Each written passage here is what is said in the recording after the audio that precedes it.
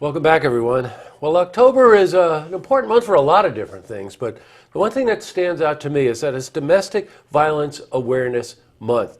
And joining me today is a frequent guest here on LookTV, Maggie Fronk, who is the Executive Director of Wellspring, which is located here in Saratoga. Welcome back, Maggie. Thank you so much for having us again. Great to have you here. Tell us a bit, it's not inherent in the name Wellspring. What is Wellspring? Wellspring is the domestic violence and sexual assault services resource for Saratoga County. Got it. Now, you've been on here a lot. This is a subject that needs constant awareness building, doesn't it? It does, I think, because these are crimes that happen out of public view, so we aren't aware of the prevalence. Right. Now, October being Awareness Month, what comes to mind when you think this is the month that we need to make people aware of the following? Okay.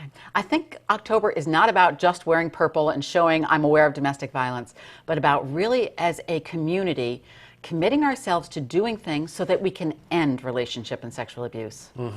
You know, not to dwell on statistics, but sometimes they're numbing. How about this? 1 in 4 women subject to domestic abuse. 1 in 7 men. You don't usually think of men in that position, but it's true. 1 in 7 men. And in Saratoga County, the number 2 reason for death would be violent crimes, which is related to domestic violence issues. Yes, it's either, depending on the year, the number 1 or 2 cause of homicide in our county. Boy, that is really something.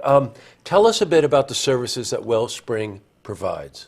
We provide comprehensive services, everything from crisis intervention, that's a 24-hour hotline, emergency shelter, to support services, counseling, legal advocacy, case management, and a lot of work on helping people with economic self-sufficiency. Right. And then also, we do a lot of work with prevention because we are committed to ending relationship with sexual abuse. You know what?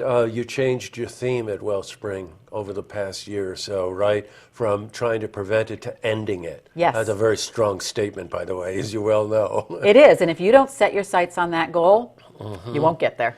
Well, you know what? And there's an underlying cause. Now, again, Maggie's been here before, and the one thing that we have talked about before, and I want to talk about now, is the fact that control prevents someone from reaching out and getting help. That if you're in an abusive relationship, that control over that person disables them. It absolutely does. And sometimes it even disables the hope they have that life can be different. Right. They really start to just maintain getting from one incident to the next and just walking on eggshells in their own home, not feeling safe. You know, before we went on air, Maggie and I were talking about a beautiful film called Fried Green Tomatoes, and the centerpiece of this film is domestic violence. And the character, Ruth, the character in the movie, says that she's grateful that she survives another day.